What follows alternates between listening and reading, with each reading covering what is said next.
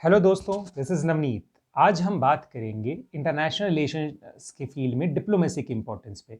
हमने बात किया पिछले गुज़िश्ता वीडियोज़ में किस तरह किसी भी देश का एम अपनी ताकत को मैक्सिमाइज़ करते हुए खुद को दुनिया के ग्लोबल पॉलिटिकल एरेना में एक स्ट्रॉन्ग प्लेयर के तौर पे एस्टैब्लिश करना होता है। हमने बात की बैलेंस ऑफ पावर की, हमने बात की कलेक्टिव सिक्योरिटी की, हमने बात की रियलिस्ट स्कूल ऑफ थॉट की, जो कहता है कि हर देश को हमेशा युद्ध के लिए तैयार रहना चाहिए।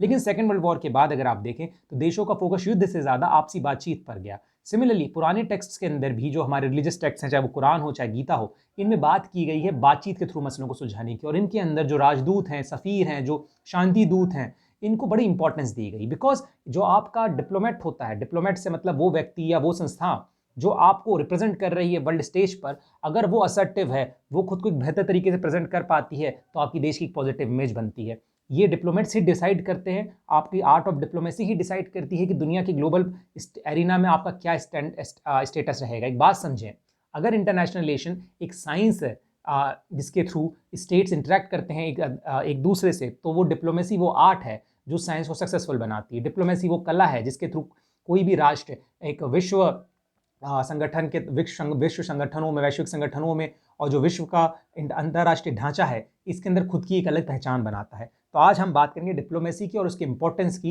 इंटरनेशनल रिलेशंस की फील्ड में। देखिए, अंतर्राष्ट्रीय शांति और अंतर्राष्ट्रीय स्टेबिलिटी बहुत हद तक डिपेंड करती है दो या दो से अधिक राष्ट्र या सारे विश्व के राष्ट्रों के बीच में जो सौहार्दपूर्ण, जो पीसफुल रिलेशनशिप है, उसके ऊपर। ये बहुत इंपॉर्टेंट है समझना। अगर राष्ट्रों के बीच में आपसी सामंजस्य, सौहार्द और एक दूसरे को लेकर ट्रस्ट फैक्टर नहीं है, तो उस केस में आप शांति की उम्मीद नहीं कर सकते। सेकेंड वर्ल्ड वॉर और फर्स्ट वर्ल्ड वॉर के पीछे कारण क्या थे? राष्ट्र एक दूसरे के खिलाफ सीक्रेट ट्रीटीज में शामिल थे, एक दूसरे के अगेंस्ट वो अलायंसेस कर रहे थे। एक क्लियर कट कोई एजेंडा सेट नहीं था ग्लोबल एरिना में जहां बैठ के बातों को डिस्कस किया जा सके। और इसी कंफ्यूजन ने, इसी सेंस ऑफ सस्पिशन ने युद्ध को की विभीषिकाओं को जन्म दिया। जो कि अगर आप बात करें यूनाइटेड नेशन, जिसको आज हम कहते हैं कि जो दुनिया के अंदर सबसे बड़ा वैश्विक संगठन, इसके बनने के बीच कारण क्या थे? इसका मेन एम है दुनिया में शांति और स्टेबिलिटी को बरकरार रखना और राष्ट्रों के बीच के फ्रेंडली और सौहार्दपूर्ण संबंधों को बढ़ावा देना। अब सवाल ये उठता है कि सौहार्दपूर्ण संबंध कहाँ से बनेंगे? सौहार्दपूर्ण संबंध बनने में सबसे ज्यादा इंपॉर्टेंट रोल अगर किसी चीज का है, वो है डिप्लोमेसी का। डिप्लोमेसी वो आर्ट है जिसके थ्रू राष्ट्र आपस में एक दूसरे से इंटरेक्ट करते हैं, जिसके थ्रू वो एक दूसरे से मिलते हैं, एक दूसरे की से जो अपनी दिक्कतें हैं उनको आपसी बातचीत, नेगोशिएशन और एग्रीमेंट्स के थ्रू सुलझाते हैं। तो ये दिखाता है कि यूएन का भी फोकस डिप्लोमेसी पे ही है। बिकॉज यूएन कहता है कि हर समस्या का हल पीसफुल और आपसी बातचीत से निकाला जाए। पर वो बातचीत कौन करेगा? वो बातचीत डिप्लोमेट्स करेंगे। आर्टिकल 33 जो यूएन चार्टर का है, वो बार बार कहता है कि जो अलग अलग डिस्प्यूट्स की पार्टी हैं, उनके लिए ज़रूरी है कि अगर अंतर्राष्ट्रीय संबंध उनको बना के रखना है और सिक्योरिटी बना के रखनी है, तो उनके लिए बहुत ज़्यादा ज़रूरी है कि वो जो उनके बीच की दिक्कतें हैं उनको किस तरह से सॉल्व करें। उनको वो नेगोशिएशन से शुरू सॉल्व करें, वो उनको इंक्वायरी के थ्रू सॉल्व करें, वो उन्हें मेडिएशन से सॉल्व करें, वो उनको आर्बिट्रेशन से सॉल्व करें, वो उनको जुडिशियल इंक्वायरी से सॉल्व करें, वो इसको सॉल्व करें कि वो इन इशूज़ को रीजनल एजेंसीज़ के पास लेकर जाएँ जो बीच में आर्बिट्रेशन करें, जो उसका सॉल्यूशन निकाले, वो एग्रीमेंट से सॉल्व करने की कोशिश करें और एक शांतिपूर्ण तरीके से समस्याओं का हल निकालें। अब सवाल ये आता है कि ये सब हो गया, बट हम कैसे डिसाइड करें कि एक राष्ट्र की जो डिप्लोमेसी है वो स्ट्रांग है या कमज़ोर है, या डिप्लोमेट के क्या एट्रीब्यूट्स होने चाहिए, डिप्लोमेसी के क्या एट्रीब्यूट्स होने चाहिए? तो ये हम आगे इस लेक्चर सीरीज में डिस्कस करेंगे। यूएन की अगर बात करें, यूएन ने तो बहुत पहले से, यूएन के एस्टेब्लिशमेंट से पहले से भी डिप्लोमेसी रही, बट यूएन ने तो स्पेसिफिकली, बिकॉज यूएन एक इंटरनेशनल ऑर्गेनाइजेशन है जिसमें अलग अलग नेशंस रिप्रेजेंटेटेड होते हैं और अपनी इशूज़ को सॉल्व करने की कोशिश करते हैं, या एक वर्ल्ड पॉलिटिकल स्ट्रक्चर का हिस्सा बनने की कोशिश करते हैं। तो इसमें आप समझने की कोशिश करें कि यूएन के एस्टेब्लिशमेंट के बाद तो डिप्लोमेसी का रोल और ज़्यादा वर्ल्ड पॉलिटिक्स में बढ़ा है।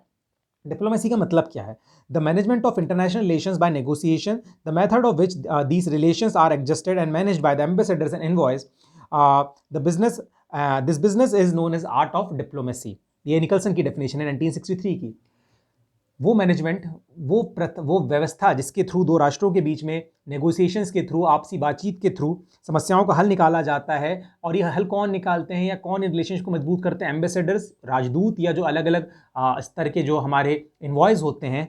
तो जो एक कला है, ये लार्ज स्केल पर डिप्लोमेसी कहलाती है, जहाँ पर हमारे अपॉइंटेड ऑफिशियल्स के द्वारा दो राष्ट्रों के बीच में बेहतर रिश्तों की कोशिश की जाए, कयामी की।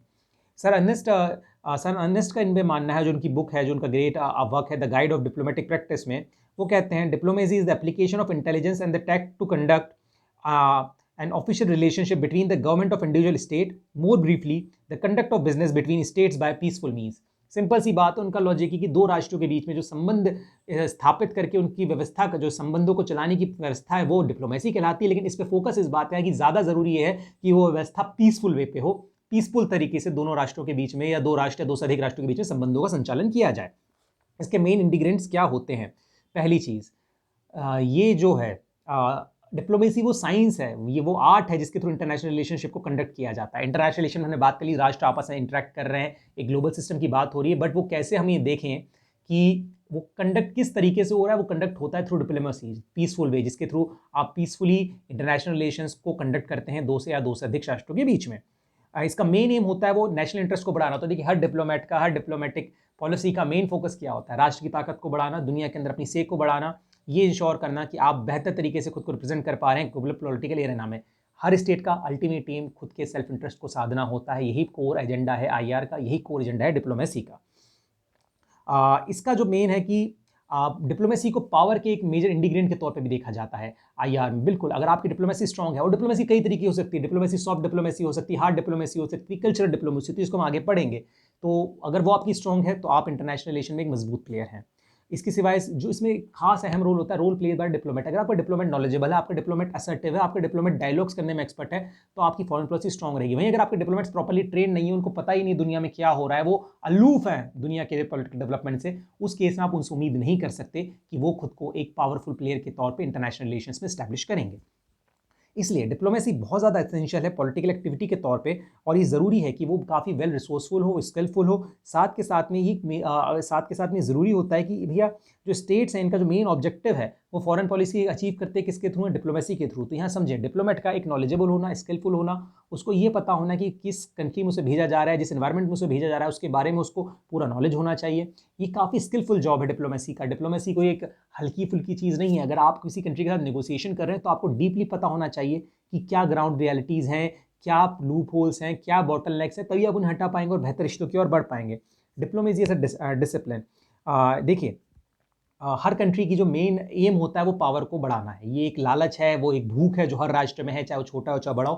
पावर अलग अलग तरीके हो सकती है, वो इकोनॉमिकल हो सकती है, मिलिट्री हो सकती है, डिपेंड करता है कि आपकी कंट्री की सिचुएशन क्या है ग्लोबल पॉलिटिकल सिस्टम में। डिप्लोमेसी वो टूल है जिसके थ्रू आप इसको अचीव करते हैं। डिप्लोमेसी एक बहुत सोफिस्टिकेटेड टूल है जिसके थ्रू आप अगर बात करें कैसे, डिप्लोमेसी एक वेल फ्रेम्ड ऑब्जेक्टिव के साथ चलती है, कोई हवा में नहीं चलती। हर देश की डिप्लोमेसी का कोई ना कोई ऑब्जेक्टिव होता है। कोई देश खुद को एक इकोनॉमिकल पावर के तौर पर एस्टैब्लिश करना चाहता है, कोई देश खुद को किसी बड़ी राजनीतिक शक्ति, किसी दूसरे राष्ट्र से बचाने के हिसाब से अपनी फॉरेन पॉलिसी का ऑब्जेक्टिव सेट करता है। और जो डिप्लोमेसी होती है वो इन सेट ऑब्जेक्टिव्स के साथ चलती है, जो कि आपकी जो विदेश नीति है उसके सक्सेस और अनसक्सेस को डिसाइड करेगा। अब सवाल ये उठता है कि भैया डिप्लोमेट का नेचर कैसा होना चाहिए, या डिप्लोमेसी का नेचर कैसा होना चाहिए। डिप्लोमेसी काफ़ी सीक्रेटिव होती है, आम जनता को इसके बारे में ज़्यादा पता नहीं होता, बिकॉज क्लोज डोर के पीछे जो हमारे सिविल सर्वेंट्स हैं, हमारे ब्यूरोक्रेट्स, हमारे लीडर्स हैं, वो उन्हें डिसाइड करते हैं।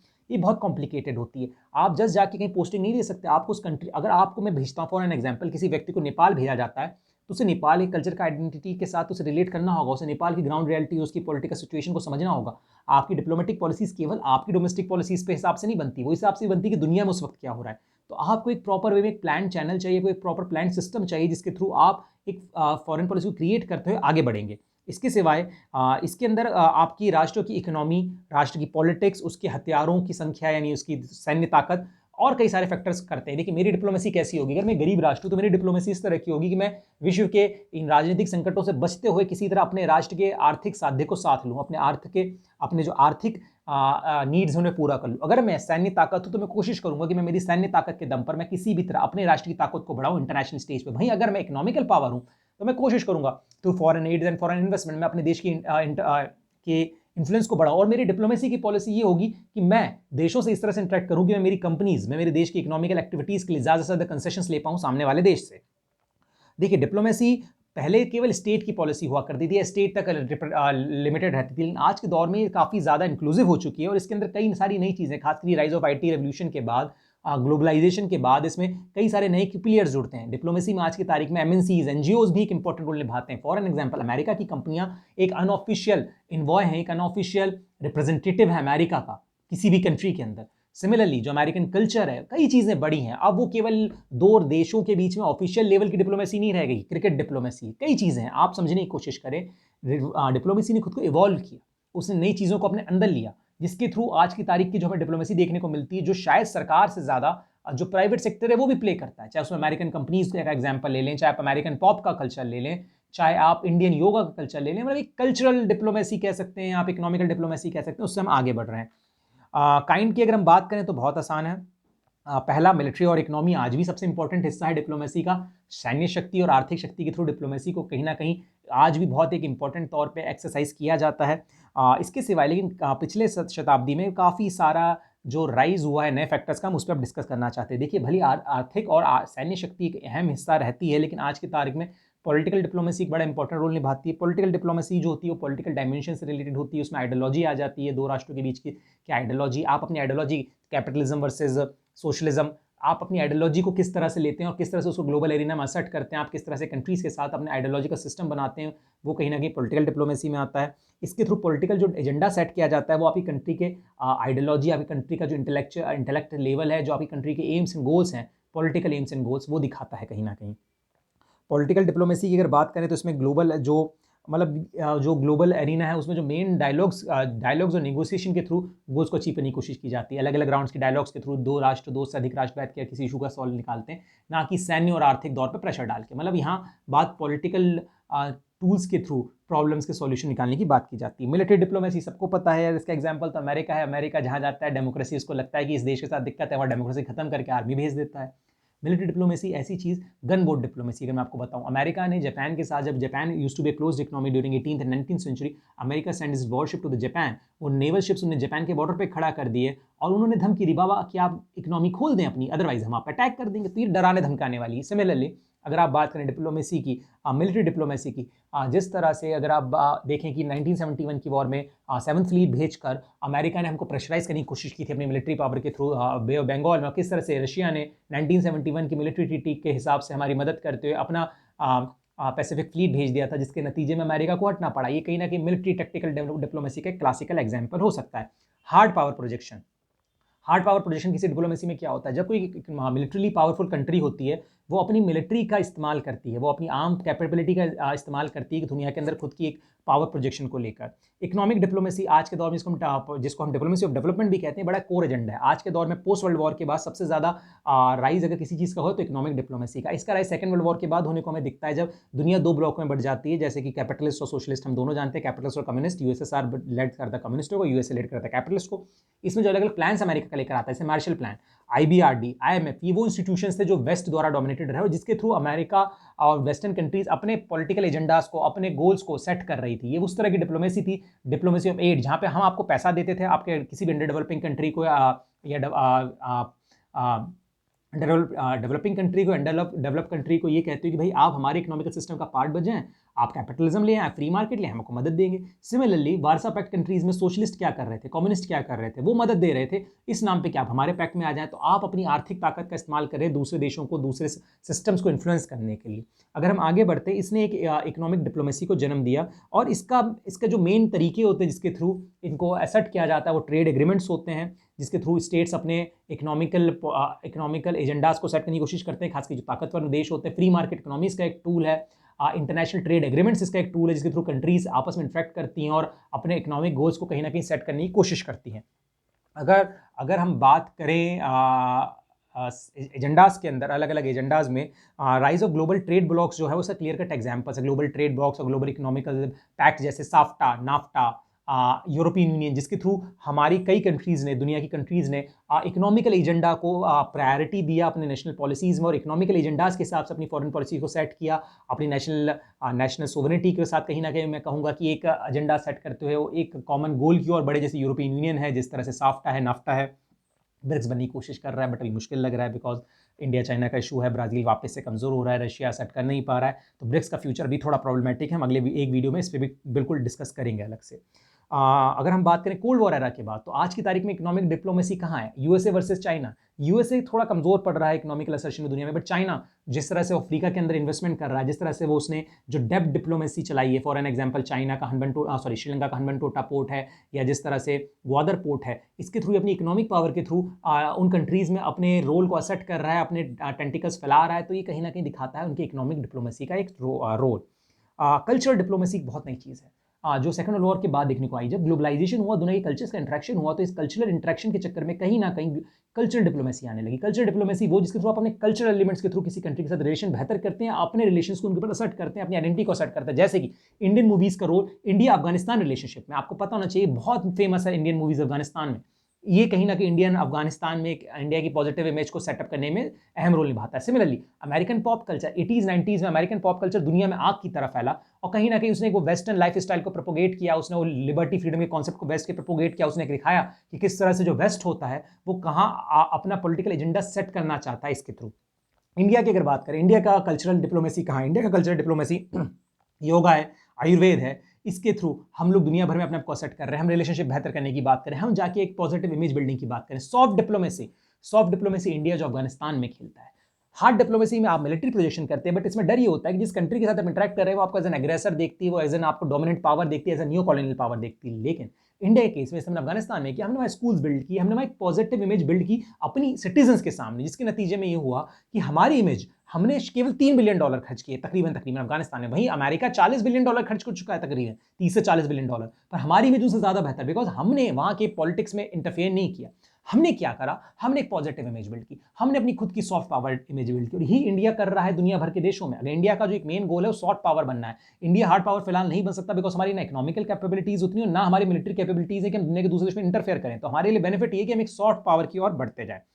इसके सिवा वाटर डिप्लोमेसी, दुनिया के ऊपर पानी का प्रेशर बना, जैसे इंडिया अक्सर कहता है कि भैया सुधर जाओ, अदरवाइज इंडस वाटर का पानी रोक देंगे। सिमिलरली चाइना जिस तरह से हम पे प्रेशर बिल्ड करने के लिए ब्रह्मपुत्रा पे डैम बना रहा है, ये वाटर डिप्लोमेसी के एग्जांपल हैं। कोअर्सिव डिप्लोमेसी, जहां आप किसी देश को अपनी बात मनवाने के लिए उसके ऊपर अलग अलग तरह के फाइन्स की बात कह लें, या आप किसी तरह, मैं क्या कहूँ, या किसी तरह आप उसको प्रेशराइज करें, जिसका एग्जांपल है सैंक्शंस लगाना। अमेरिका जिस तरह से ईरान पे लगा रहा है, वेनेजुएला पे लगाया कि भाई तुम्हारा पॉलिटिकल सिस्टम हमें समझ में नहीं आ रहा, तो हमसे इंटरेक्ट नहीं करे, ठीक है हम तुम पे बैन लगाते हैं। एट्रीब्यूट्स ऑफ डिप्लोमेसी, डिप्लोमेसी के मेन एट्रीब्यूट्स क्या होते हैं? देखिए, दुनिया भर की वर्ल्ड हिस्ट्री में डिप्लोमेट्स को बहुत सम्मान की नज़रों से देखा गया, उनका बहुत ज़्यादा रिस्पेक्ट रहा शुरू से। एंशिएंट टेक्स्ट में भी बड़ी इंपॉर्टेंस दी गई डिप्लोमेट्स को और उनके रोल को, खास करके एम्बेसडर्स को। प्रॉफिट मोहम्मद की अगर मैं बात करूँ तो इस्लाम में जब उन्होंने आखिरी सरमन दिया अपने डेथ बेड से, उसमें वो कह के गए कि आपको सम्मान करना होगा एम्बेसडर्स का। सिमिलरली इंडिया के केस में आप देखेंगे जब महाभारत में श्री कृष्ण बनकर जाते हैं राजदूत, या आपका अंगद और हनुमान का रोल रामायण में, तो दिखाया गया है राजदूत का सम्मान, राजदूत का एक मान हमारे टेक्स्ट में भी था। इसके सिवाय अगर हम बात करें, आज के दौर में बड़ी साइंटिफिक अप्रोच बन चुकी है। जो फॉर्मर यूएस एम्बेसडर थी कैरोल सी लेज, वो कहते हैं कि डिप्लोमेसी की अगर हम बात करें तो आज के दौर में डिप्लोमेसी के अंदर बहुत ज़्यादा पर्सनल क्वालिटीज़ चाहिए किसी भी डिप्लोमेट के अंदर। पहली बात, उसमें टॉलरेंस होना चाहिए, उसमें इंटीग्रिटी होनी चाहिए, उसमें एबिलिटी, उसमें कैपेबिलिटी होनी चाहिए, ट्रस्ट और कॉन्फिडेंस जगाने की दूसरे देश के अंदर अपने देश के प्रति। उसके पास एक्सपीरियंस होना चाहिए लोगों को समझने का, पॉलिटिकल सिचुएशन को समझने का। उसके पास ताकत होनी चाहिए कि दूसरे देश की पॉलिटिकल डेवलपमेंट को समझ सके, उसमें अपना इंटरेस्ट ला सके। साथ के साथ उसमें बात करने की कैपेबिलिटी होनी चाहिए, खुद को प्रेजेंट करने की कैपेबिलिटी होनी चाहिए, और ग्राउंड रियलिटीज़ को समझते हुए अपने देश तक वो मैसेज सही टाइम पे पहुंचाने की कैपेबिलिटी होनी चाहिए कि ये फला पॉलिटिकल डेवलपमेंट हमारे और इस देश के रिलेशनशिप पे क्या असर डालेगा। जोसेफ, जो जापानीज ट्रेडिशन है, वो अक्सर कहता है कि राजदूत के ना केवल कान होने चाहिए और मुंह नहीं होना चाहिए। मतलब राजदूत सुने, वो ध्यान से सुने कि इस देश में क्या हो रहा है, और अपने देश को बताए कि भाई ये होना चाहिए। आप उस देश की लोकल पॉलिटिक्स में इंटरफेयर मत करो। जहां आप इंटरफेयर करोगे, आप डिप्लोमेसी की जो ट्रेडिशनल लिमिट्स हैं आप उसे पार कर जाते हैं।